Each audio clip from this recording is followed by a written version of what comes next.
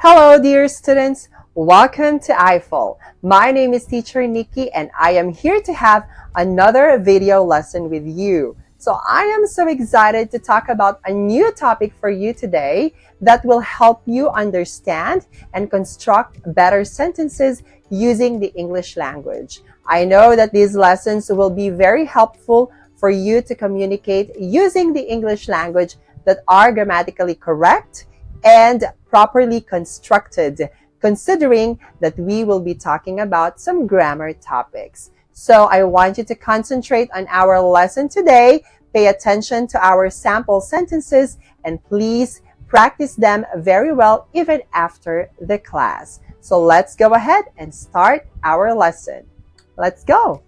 So for this lesson, let's go ahead and talk about the next type of pronoun, which is indefinite pronoun.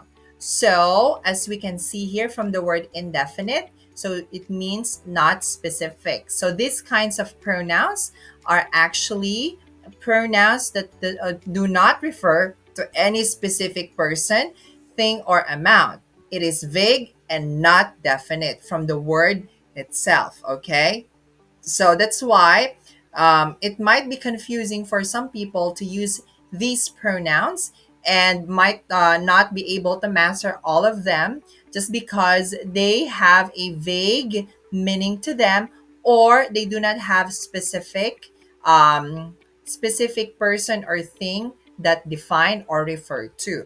So we will need to understand even more of the concept of the indefinite pronouns as we go deeper to this discussion.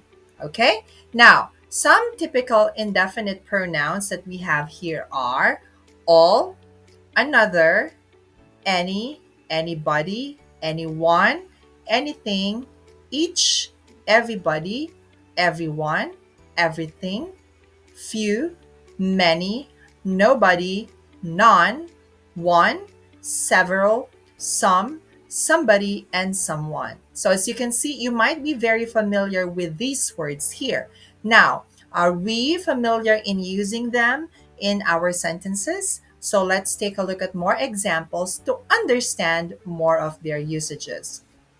Okay, now, most indefinite pronouns are either singular or plural, just like what we have with other pronouns. They can be singular or plural.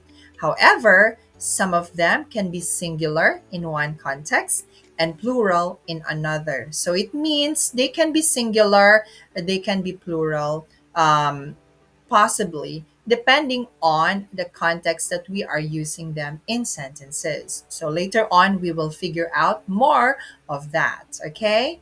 Let's see. Notice that a singular pronoun takes a singular verb and that any personal pronoun should also agree.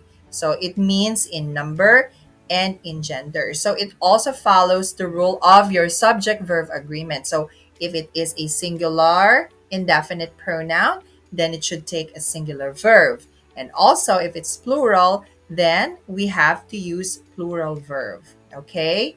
It should also agree in number and sometimes in gender. For example, each of the players has a doctor. So you can see here, we are actually using each. So in some context, it can use a plural noun. However, it is actually singular in meaning. Therefore, we use singular verb has. Okay? Next one. I met two girls. One has given me her phone number. So you can see there, at the beginning of your sentence, we have the girls. One, we use the word one here, and it also refers or it takes the gender or female gender as what we referred from the previous sentence. Now, that's why we use her in this case on the next part of the sentence. Okay?